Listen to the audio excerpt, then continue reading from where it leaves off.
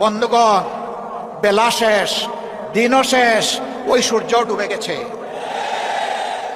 এ বাংলাদেশে এটা আর হবে না। এটা আমরা হতে দেব না ইনশাআল্লাহ। আমরা তরুণ যুবকদেরকে জিজ্ঞেস করতে চাই, যাদের বয়স 35 কিংবা তার নিচে, তিনটা নির্বাচনে ভোট দিতে পারো নাই, অর্থাৎ সারা জীবনে একটা ভোট দিতে পারো নাই। আগামীতে তোমাদের ভোট নিয়ে কেউ ছিনিমিনি খেলুক, কেউ চুরি করুক, কেউ তোমাদের ভোট হাইজ্যাক করুক, তোমরা কি তা বরদাস্ত করবে? আমরা তোমাদেরকে কথা দিচ্ছি, তোমাদের ভোটের পাহারাদারি করার জন্য আমরাও যুবক হয়ে সেদিন তোমাদের সাথে একইভাবে লড়বো ইনশাআল্লাহ। এখন থেকে আমরা সারা দেশে জনগণের ব্যাপক ভালোবাসা দেখতে পাচ্ছি।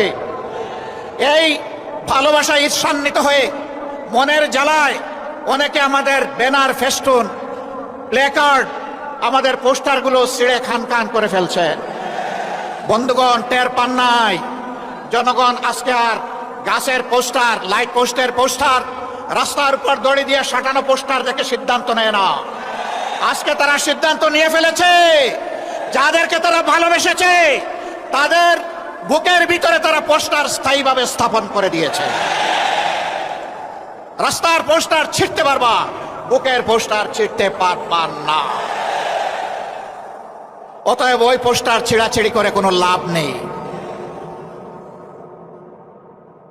দিশাহারা হয়ে, হতাশ হয়ে, ক্ষুব্ধ হয়ে চূড়াগলিতে কেউ যদি হাঁটার চিন্তা করেন, তাহলে প্রয়োজনে আরেকটা 5 আগস্ট অনুষ্ঠিত হবে ইনশাআল্লাহ।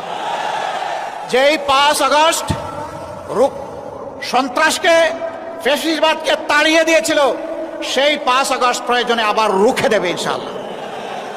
সম্মানিত ভাইয়েরা, এখন থেকে ছাত্র জনতার, শ্রমিক জনতার, ব্যবসায়ী জনতার, আপামার জনতার, শিশু থেকে বৃদ্ধ সমস্ত মানবতার ঐক্য আমাদেরকে গড়ে তুলতে হবে ইনশাআল্লাহ।